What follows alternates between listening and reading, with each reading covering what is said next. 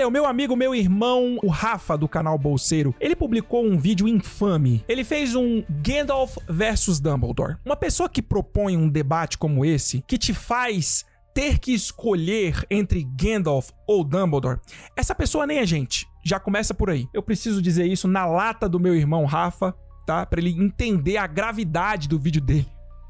Brincadeira, Rafa, o vídeo é sensacional, uma proposta muito bacana. Várias pessoas pedem para que eu faça um vídeo de duelo avaliando Gandalf ou Dumbledore, quem venceria num combate. O Rafa se propôs a fazer, mas é claro que, como um criador de conteúdo de Senhor dos Anéis, ele tem de passar um paninho pro Gandalf, né? E eu estou aqui pra dizer algo a respeito disso. Será que eu vou ficar do lado do Gandalf ou será que eu vou ficar do lado do Dumbledore? Você só vai descobrir isso depois desta vinhetola.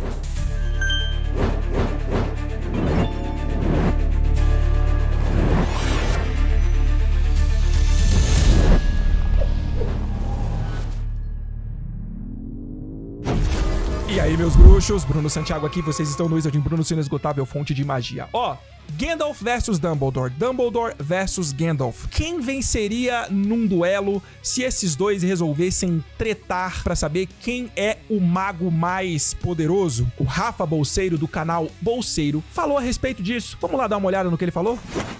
O inglês hoje em dia é uma necessidade, não é apenas uma coisa extra. Pesquisas apontam que um profissional brasileiro que sabe falar inglês fluente pode ganhar até 61% a mais do que um profissional que tem apenas conhecimentos básicos do idioma. Já parou para pensar nisso?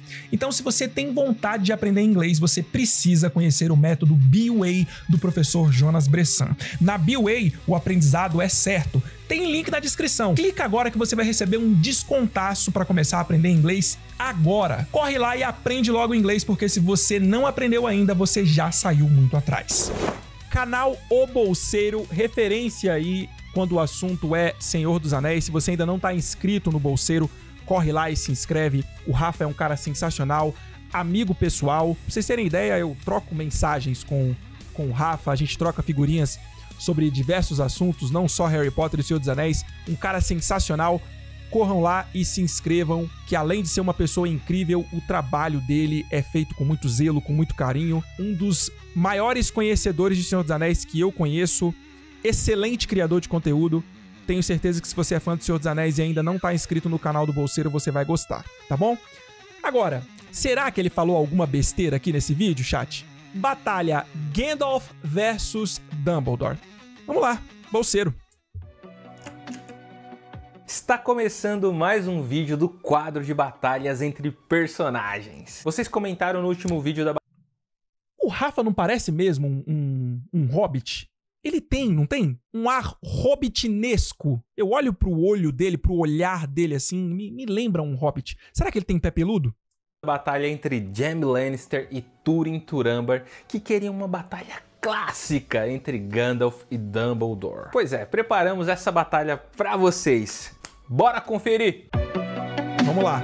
De vinhetola e tudo mais, hein? Sejam bem-vindos ao canal Bolseiro, fale amigo e entre. Sim, eu já peço de cara que você deixe um like nesse vídeo. Por isso que o Gandalf do like tá aparecendo aqui pra te lembrar de deixar aquele joinha. Não seja um tuquitolo. É sempre muito divertido imaginar grandes confrontos entre personagens dos universos fantásticos que a gente mais gosta, né? E lógico que falar de um embate entre Gandalf e Dumbledore é um dos maiores Ultimate Fightings que a gente pode imaginar. Alguns dos comentários que eu mais... Esse é um dos comentários que eu mais recebo no canal. Geralmente, quando eu publico algum combate, alguma batalha, algum duelo, sempre nos comentários vai ter lá, faz um Gandalf versus Dumbledore, faz um Gandalf versus Dumbledore. Então, realmente a galera pede bastante esse. Mas, sem querer cortar o barato de ninguém, esse vídeo vai um pouco além disso. Nesse caso, muito mais importante do que saber quem amassa quem na porrada, é entender que a maneira como J.R.R. Tolkien e J.K. Rowling concebem a magia é muito diferente. Isso é uma claro verdade. Que isso vai ter um impacto na maneira como os personagens se comportam e até na maneira como eles lutariam entre si. Mas vamos lá tentar entender principalmente o porquê de a magia de Tolkien ser tão diferente da magia de Rowling. Para isso, a gente pode começar tendo bem claro na cabeça a identidade de Gandalf e a identidade de Albus Dumbledore. E isso não é nem um bicho de 7 cabeças. Dumbledore é simplesmente humano. Beleza, a gente sabe que o universo... Essa é uma parada que realmente é difícil quando você vai comparar os dois personagens. A origem dos dois, a própria natureza dos dois, né? Eles são completamente diferentes. Certamente é o que ele vai falar, né? O Dumbledore, humano, o Gandalf, na história, em Senhor dos Anéis, ele é quase que uma divindade. Ele é um Maia, é um ser superior, imortal, inclusive, de espírito imortal. Então, vamos ver o que o Rafa vai falar aí. No universo de Harry Potter, as famílias mágicas herdam essa capacidade de nascença e muitas vezes formam verdadeiras dinastias magicamente poderosas. Mas Dumbledore nasceu pelos meios usuais de qualquer ser humano. E perdão pelo spoiler, também pode morrer igualzinho a qualquer ser humano. E morrendo, continua morto, já que ele não fabricou nenhum Horcrux para si mesmo. Diferentemente de um certo bruxo das trevas que anda por aí. Mas não adiantou muita coisa não, senhor Bolseiro, porque o Voldemort fez 7 Horcruxes, dividiu a alma em 8 partes e foi pro Beleléu do mesmo jeito, tá? Deixa eu mudar aqui, porque eu tô bem na cabeçola do Voldemort, né? Deixa eu mudar aqui, ó. Manda mais, né? Tudo bem que em inglês, Rowling usa para designá-lo a mesma palavra usada para designar Gandalf, Wizard. Mas o caso do nosso querido Mago Cinzento, que depois vira Mago Branco, é muito diferente. Isso porque, claro, a essência de Gandalf, o que a gente poderia chamar de sua alma, na verdade é a de um espírito que existe desde antes da criação do universo. É isso mesmo, afinal Gandalf, em sua origem, era um dos Maiar, com o nome de Olorin. E os Maiar eram originalmente os indivíduos um pouco mais fraquinhos entre os Ainur da Grande Canção, que decidiram entrar no universo físico no princípio de tudo. Ou seja, são os espíritos muito semelhantes aos anjos da crença judaico-cristã que estavam com Eru Ilúvatar, o deus único do mundo de Tolkien, antes que ele revelasse... Eu acho fascinante a maneira como que Tolkien estabeleceu o universo dele, cara. Eu sei que é toda uma alegoria religiosa e cristã, afinal de contas, Tolkien era cristão, ele já deixou claro essas alegorias, inclusive dizendo que Senhor dos Anéis é uma obra cristã, mas eu acho fascinante, cara, eu acho fascinante demais.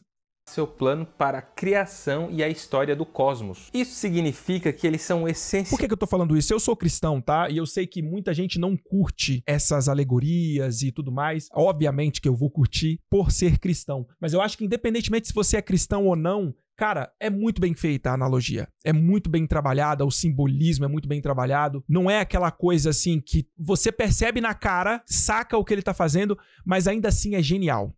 Eu acho genial. Essencialmente imortais enquanto o próprio universo durar. E provavelmente depois do fim dos tempos também, mas isso Tolkien deixou mais vago e incerto. Só uma decisão do próprio criador podia dar fim a eles. É claro que quando Olorin se torna um Istari, ou seja, um dos magos... Olha, uma informação que eu não tinha, tá? Eu sou muito fã de Senhor dos Anéis, muito fã mesmo de Senhor dos Anéis, só que eu sou especialista em Harry Potter. Especialista em Harry Potter. Especialista é um caramba. Eu sou fã de Harry Potter como todos vocês. Eu conheço mais de Harry Potter do que conheço de Senhor dos Anéis, embora seja apaixonado por Senhor dos Anéis também. Agora, isso que ele tá falando, eu nunca tinha ouvido, nunca tinha lido diretamente sobre isso, de que era o próprio Eru Ilúvatar que decidia quando pôr fim numa vida que ele gerou, especialmente quando a gente está falando de seres espirituais poderosos como os Ainur, os Maiar. Os Ainur, alguns deles eram os Valar, né? Inclusive, um beijo e um abraço pro meu irmão Elvis, que tem um meme incrível sobre os Valar. Ela é a mais soda dos Valar! Ela é a mais soda dos Valar! Ai, sensacional! Beijo, ô Elvis, volta aqui. Faz sentido porque se você para pra pensar, se você conhece um pouquinho do Senhor dos Anéis, do universo Tolkien, o primeiro Senhor do Escuro não foi Sauron, foi Morgoth, ou Melkor, né? Foi o primeiro Senhor do Escuro. Ele era o senhor do próprio Sauron, inclusive. E Melkor, ele não morre. Ele é aprisionado no vazio, sacou? Então ele fica preso no vazio do universo pra sempre. Então, mesmo com Melkor tendo feito toda a sorte de coisas horríveis, ele foi o pior Senhor do Escuro que existiu. Ele fez coisas terríveis, como, por exemplo, ele pegou uma criação de Eru e Ilúvatar, uma das mais belas das criações de Ilúvatar, que foram os elfos, e ele corrompeu os elfos, criando assim a raça dos orcs. E eu me lembro que no livro de Silmarillion diz que essa foi uma das ações mais hediondas já feitas na Terra. Foi feito por Melkor, por Morgoth. E ainda assim esse cara, ele não foi morto. Ele foi aprisionado e foi colocado no vazio. Inclusive, todos os Valar tiveram que se juntar para lutar contra ele, para poder ser capaz de colocar ele no vazio, de aprisionar ele no vazio. Isso é muito interessante. Dá a noção da existência eterna do Gandalf, por exemplo, né? Que é um Maiar. Acho que é importante isso, para sacar a diferença entre a natureza dele e a natureza do Dumbledore.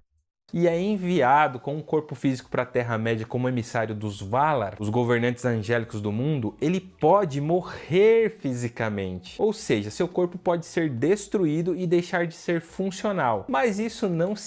Inclusive, isso acontece com Sauron. O Sauron é um Maiar. Olha só, cara. O Gandalf e o Sauron, eles são da mesma raça. Percebeu o tamanho do poder do Gandalf?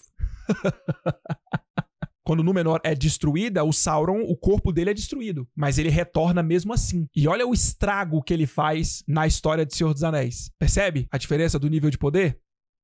Significa um fim real para o seu verdadeiro ser. E lógico, isso explica o fato dele ter sido enviado de volta com essencialmente a mesma identidade, mas um grande upgrade de poder quando ele se tornou Gandalf o Branco. Só esse fato já mostra uma diferença ontológica gigantesca entre o Gandalf e o Dumbledore, ou seja, um abismo na natureza do ser dos dois. Se o mestre de Hogwarts morre, é isso e acabou, o que está longe de ser o caso do Gandalf. Beleza, agora a gente precisa investigar a natureza da magia. Só que o senhor está dando uma fugida aqui, hein, ô meu caro bolseiro. O título do vídeo é Batalha, Quebra-Pau, Duelo, Luta. Quem ganha, Dumbledore ou Gandalf? Até agora, o senhor está falando de origem e natureza dos personagens. Quero ver aonde que o senhor vai com isso aí, tá? Em ambos os universos. E de novo, fica claro que existem diferenças bem significativas, mas antes dá até para falar que existem algumas semelhanças. A principal delas é que nos dois universos existe alguma coisa de inato na magia. Isso significa que ela não é uma capacidade aberta para qualquer um que, por exemplo, pegue um livro sobre magia e rache de estudar o que está escrito lá dentro ou aprenda o tema com algum mestre. Não é assim que a banda toca, não é? Em Harry Potter, a gente vê crianças bruxas estudando magia. Literalmente abrindo livros e aprendendo a magia, aprendendo a controlar a magia, executar feitiços, enfim. Só que essas crianças, elas já nascem com o gene mágico. Elas são bruxas. Ele tá falando aí que nos dois universos, a magia, ela é inata. Embora os alunos de Hogwarts e das outras escolas estudem a magia, eles só são capazes de estudar e executar a magia porque eles possuem algo inato dentro deles, que é o gene mágico. Se você pega um trouxa, um não bruxo, que não possui o gene mágico e colocar ele para estudar as mesmas coisas que os alunos estudam em Hogwarts, ele não vai conseguir fazer absolutamente nada. Sacou? É sobre isso que ele tá falando. Mesmo, em geral, para você ser aceito em Hogwarts, você precisa ter nascido com capacidades mágicas. Olha, eu já tô sentindo um react desse vídeo aqui no canal do Wizard Bruno, viu? Espero... Olha eu aqui, ó. Ó. Olha eu. Ah, como é que você sabia que eu ia reagir, hein? Ó. Que eu não esteja falando nenhuma besteira sobre o universo de Harry Potter. Até agora não falaste nenhuma besteira. Até agora. Mesmo que sua família não tivesse uma linhagem mágica, você poderia nascer com esse potencial, como foi o caso da nossa querida Hermione Granger. Ou você pode ser membro de uma espécie mágica como os elfos domésticos, centauros e etc. No universo de Tolkien é a mesma coisa. Além dos poderes sobrenaturais dos Valar e dos Maiar, o que inclui os magos propriamente ditos, a gente sabe que os elfos são capazes de aprender algo que poderíamos chamar de artes mágicas. E isso também vale para os Númenóreanos, principalmente principalmente se eles tiverem sangue élfico, sendo descendentes de Elros, que é o caso de Aragorn, no qual, aliás, tinha tanto sangue élfico quanto ascendência angélica divina. Entendem por que o Aragorn era o bichão mesmo nos filmes do Senhor dos Anéis? Ele não era um humano comum. Ele não era um homem comum. Perceberam as origens dele, né? Por causa de sua ancestral Melian, a Maia. Há ainda menções a capacidades parecidas entre os anãos. Outra semelhança intrigante tem a ver com a... É anãos mesmo, tá? A galera que talvez não esteja familiarizada com o Senhor dos Anéis é anãos. Quando você tá falando de a raça presente em Senhor dos Anéis, o nome da raça é anãos. Anões se refere ao nanismo. Percebeu a diferença? Então, Tolkien, ele faz questão de colocar essa diferença aí, tá? Anãos é uma raça criada em Senhor dos Anéis. Inclusive, não foi criada por Eru e Ilúvatar. Foi criada por um dos Valar. Também manjo de Senhor dos Anéis, cara? Hein? Eu manjo pra caramba também. Não sou igual o Rafa, mas eu manjo pra caramba também. As artes das trevas, ou como diriam os elfos em Sindarin, a Morgul. É daí que vem o nome de Minas Morgul, a Torre da Feitiçaria. Além, eu acho muito bonito, cara, essa galera que fala os nomes exatamente como o Tolkien propôs quando ele criou esses nomes e criou as línguas. Morgul. Eu não falo Morgul, eu falo Morgul. Ai, minha nossa. Dessas forças sobrenaturais em ambos os universos, sabemos como elas podem ser aprendidas, inclusive no caso de Sauron por alguns de seus serviçais humanos com sangue númenoriano, e são forças derivadas da manipulação da morte. Não é à toa que Sauron também é chamado de necromante, que significa adivinho ou feiticeiro que lida com os mortos em grego. Aliás, um anel é praticamente um Horcrux. Exatamente. Ou será que seria o contrário? Beleza, mas e as diferenças? Quem veio primeiro, hein? O Um Anel ou as Horcruxes?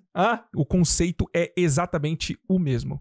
A famosa carta 155 de Tolkien, um esboço de mensagem para também outra escritora, ele destaca que muitas vezes a capacidade mágica... Olha, senhor Bolseiro, tá tudo bem, tá tudo legal, as informações são bacanas, são sensacionais, mas cadê o quebra-pau? A gente veio assistir um quebra-pau. A gente veio assistir magia pra lá, magia pra cá, varinha atacando, cajado rebatendo, espada cantando. É isso que a gente veio ver. Até agora, nada da batalha. Cadê a batalha? Estamos esperando. Você tá enrolando, hein? O senhor está enrolando. Não depende de feitiços específicos, coisas que se acham em livros de saber, etc. Gandalf, de fato, às vezes até chega a usar palavras mágicas, como na sua luta contra os lobisomens perto de Moria, mas é uma exceção. Outra coisa muito significativa, talvez a mais importante, é que Tolkien destaca que os elfos e os magos usam magia com parcimônia. Aos pouquinhos, ele usa o advérbio sparingly em inglês. E cá entre nós, isso é totalmente o contrário do que acontece no universo de J.K. Rowling. Isso é verdade. Os magos de Hogwarts usam magia o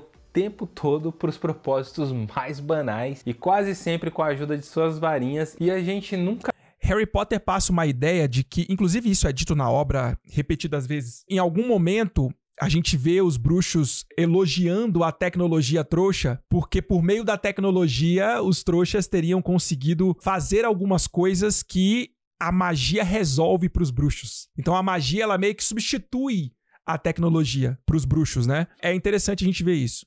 Nunca vê, ou pelo menos é... Por isso que eles usam magia para tudo. Os bruxos usando magia é como se fosse a gente usando tecnologia o tempo inteiro. Tremendamente raro ver um mago dizendo que ele está cansado demais por fazer determinado feitiço, ou que existem perigos em usar determinado tipo de magia, alguma forma de consequência cósmica, etc. Mas isso existe. Isso existe. Eu não diria que esta é a primeira besteira que o Bolseiro falou, tá bom? Não vou dizer isso. Mas existe sim, tá? Por exemplo, a magia da Horcrux, a magia que o Voldemort executa, né, pra fazer a Horcrux, todo o ritual que ele faz, o rompimento da alma, colocar a alma dentro de um objeto externo, existe uma penalidade para isso. A própria lei da natureza se encarrega de penalizar o Voldemort com relação a isso. Qual que é o efeito colateral disso? O Voldemort, ele se desligou por completo da alma dele. A alma dele ficou completamente instável, enfraquecida, por causa do número de vezes que ele dividiu a própria alma. E quando ele teve todas as suas Horcruxes destruídas e ele foi destruído, o que ele recebeu foi pior do que a morte. Ele foi fadado a permanecer no limbo para sempre. Ele não poderia retornar para o mundo dos vivos, ele não poderia prosseguir para a vida após a morte, ele não poderia retornar, ele não poderia escolher deixar uma impressão na Terra como um fantasma. Ele ficou fadado a permanecer no limbo para sempre. Sabe aquela figura que a gente vê lá em King's Cross? No lugar que se parece King's Cross, quando o Harry está conversando com o Dumbledore? Aquele ali foi o destino final do Voldemort. Ele foi fadado a permanecer naquela forma para todo sempre dentro do limbo, em completa agonia. Por quê? Um efeito colateral da magia, da violação das leis da natureza que ele executou ao fazer Horcruxes. Uma outra coisa que a gente vê, ele mencionou o cansaço, né? Ele falou que a gente não vê um bruxo ficando cansado porque utilizou magia. Na verdade, a gente vê sim. O Harry, quando ele tá aprendendo o patrono, ele claramente se cansa aprendendo o feitiço. Ele gasta energia fazendo isso. E isso faz todo sentido, porque magia em Harry Potter tem a ver com genética. Se tem a ver com genética, tem a ver com tudo que envolve o seu corpo, né? Quando você vai treinar na academia, você cansa. Quando você vai jogar futebol, você cansa. Você está usando o seu corpo, seus sistemas ali que estão funcionando para que você desempenhe. Acontece algo parecido com a magia. Por isso que o Harry se cansa quando ele está aprendendo o patrono. É mais ou menos por aí. Claro, calma que eu explico que seja a magia das trevas empregada por Voldemort e os Comensais da Morte em seus momentos mais barra pesada. Já Gandalf quase sempre evita usar magia de forma aberta. Até mesmo o confronto com o Balrog parece ser mais uma questão de coragem e força de vontade. Além, é claro, da fidelidade de Gandalf ao fogo secreto, certamente um símbolo de Eru Ilúvatar. Levando tudo isso em conta, essas diferenças essenciais entre os tipos de magia nos dois universos, a verdade é que o resultado de uma sessão de porrada entre Gandalf e Dumbledore... Agora a gente chegou aonde nós queríamos, né? Finalmente a gente chegou no momento que nós estávamos esperando, né, senhor Bolseiro? Parece não ser o mais importante, sinceramente. Mas, se for pra gente imaginar como seria o combate, a gente pode dizer que na força bruta, na capacidade de simplesmente jogar um monte de magia sem piscar o olho, Dumbledore pareceria mais poderoso. Mas só pareceria, tá, galera? Não vai cantando vitória aí não, Potterheads. O adversário infinitamente mais Vai! Passa o pano pro Gandalf, vai. Tô ouvindo você passar pano pro Gandalf agora, vamos lá.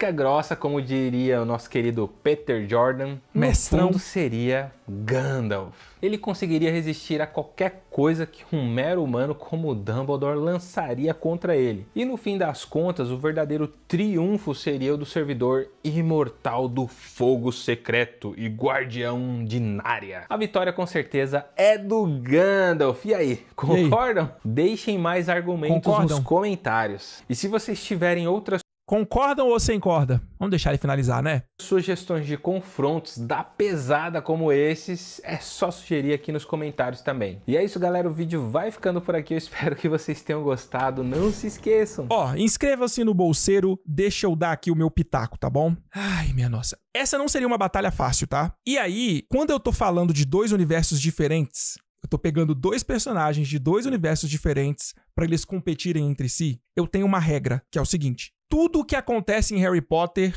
vale em Senhor dos Anéis. Tudo o que acontece em Senhor dos Anéis vale em Harry Potter. Então, o Gandalf seria afetado por um Avada Kedavra, por exemplo. Senão, a gente tá colocando um universo acima do outro. A gente tá favorecendo um universo acima do outro. E eu não acho que isso seja justo, porque o objetivo não é comparar os dois personagens. Então não dá pra você querer nerfar um personagem ou outro colocando limitações do seu universo preferido, sacou? Então, o que vale em Harry Potter, vale em Senhor dos Anéis. O que vale em Senhor dos Anéis, vale em Harry Potter, tá? Primeira coisa, se nós estamos falando da versão do Gandalf que a gente vê nas histórias do Hobbit e nas histórias do Senhor dos Anéis, este não é o Gandalf overpowered. Esse não é todo o potencial do Gandalf. Esse não é Olorin, o Maiar, em sua estatura e força. Se é deste Gandalf que nós estamos falando, o Dumbledore tem chances. Até porque o próprio Bolseiro falou aqui que o Gandalf poucas vezes utilizou magia abertamente. E, inclusive, na história, você percebe quando o Gandalf ele assume a sua estatura de poder. O próprio Bilbo viu isso acontecer. O Gandalf, ele mudava completamente o aspecto dele, era um aspecto muito mais alto, muito mais feroz. Isso é ele assumindo a forma dele de poder. Se a gente tá falando do Gandalf assumindo essa forma, aí não tem conversa. Desculpa, Dumbledore, eu sou apaixonado por você. Você, pra mim, em Harry Potter, é o bruxo mais poderoso de todos os tempos em Harry Potter. Não tem essa de Merlin. Pra mim, esse negócio de que Merlin é o bruxo mais poderoso é conversa fiada. Não existe nada no cânone oficial de Harry Potter que sustente isso. É dito no cânone oficial que o Merlin é um bruxo lendário, é um bruxo que foi, na sua época, o bruxo mais poderoso, na sua época, mas não tem nenhum momento no cânone oficial de Harry Potter dizendo que Merlin foi o bruxo mais poderoso de todos os tempos, tá? O que é dito do Merlin é dito do Dumbledore, que foi o bruxo mais poderoso de seu tempo. O Dumbledore também é o bruxo mais poderoso de seu tempo, sacou? Pra mim é o Dumbledore, até porque a gente tem pouquíssimo de Merlin em Harry Potter, então eu acho que é uma forçação de barra muito grande você pegar o Merlin, que praticamente não teve nada a respeito dele em Harry Potter, e querer colocar ele como personagem mais poderoso. E não tem nada a ver com esse negócio de casa, porque o Merlin é da Sonserina e o Dumbledore é da Grifinória. Eu tô me lixando pra isso. Eu sou apaixonado pela Sonserina. Inclusive, muitas vezes eu acho que eu sou Sonserino, sacou? Então não tem nada a ver com isso. Tem a ver com o fato de que o Merlin, ele não foi desenvolvido em Harry Potter. O pouco que nós temos do Merlin não vem de fontes canônicas. Vem de fontes oficiais não canônicas, que são os jogos de Harry Potter. E também não dá pra você querer, uma coisa que as pessoas fazem com muita frequência é você pegar o Merlin de outras franquias, somar todos os poderes que esses Merlins têm e dizer que é o mesmo Merlin presente em Harry Potter, porque não existe. Isso não existe. Porque senão você vai ter que assumir que os Merlins dos outros universos e das outras obras, eles estudaram em Hogwarts e são da Sonserina. E isso seria basicamente loucura. Concorda comigo? O Merlin presente em Harry Potter é o Merlin presente em Harry Potter. O Merlin é um personagem, galera, que ele foi explorado por diversas outras franquias. A Disney tem um Merlin, sacou? Tem uma série de televisão, eu acho que é uma série de televisão, não sei se é uma série de televisão ou uma série animada, eu acho que é uma série de televisão, em que o Merlin é um título, não é nem o nome do personagem. Ou seja, qualquer mago que ocupa aquela posição ali é chamado de Merlin. Pra vocês verem o quão diversificado é o personagem do Merlin. Ele é tratado de maneira diferente em diversas obras. Então, em Harry Potter é a mesma coisa. Eu acho loucura quem acha que o Merlin é o mais poderoso. Eu não concordo, mas se a pessoa quiser achar que é, beleza. Eu acho que não, eu acho que é o Dumbledore. Mas enfim, ainda assim, o Dumbledore sendo pra mim, quando a gente fala de figura de poder em Harry Potter, é o Dumbledore, não o Merlin, que é essa figura de poder. Percebe o que eu tô querendo dizer? Mesmo o Dumbledore sendo essa figura, se a gente tá falando do Gandalf na sua estatura de poder, não tem conversa. É Gandalf, assim, sem... Eu diria que até sem muito esforço, tá? Desculpa. Agora, se a gente tá falando do Gandalf que a gente vê em Senhor dos Anéis, aí eu acho que o Dumbledore tem chance. Levando em consideração o critério que eu utilizei. Tudo que vale em Harry Potter vale em Senhor dos Anéis. Tudo que vale em Senhor dos Anéis vale em Harry Potter. Sacou? Eu acho que é mais ou menos por aí. Olha, mas agora é a sua vez de comentar o que você acha. Quem que venceria numa batalha? Dumbledore ou Gandalf? O critério é seu, tá bom? Porque a verdade é que esta batalha nunca vai acontecer, não é? Mas enfim, eu acho que é legal a gente avaliar essas paradas. Eu acho que isso é pura nerdice. Fazer isso é o puro suco da nerdice e eu tenho certeza que vocês adoram fazer esse tipo de comparação. Deixa aí nos comentários, eu quero saber qual que é a sua opinião a respeito disso. Ó, se você chegou até aqui, clica nesse botão e se inscreve no Wizarding Bruno se você ainda não for inscrito. Tá vendo aí na tela? Estão aparecendo alguns vídeos pra você assistir, caso você não tenha feito isso. A gente se vê no próximo. Fui!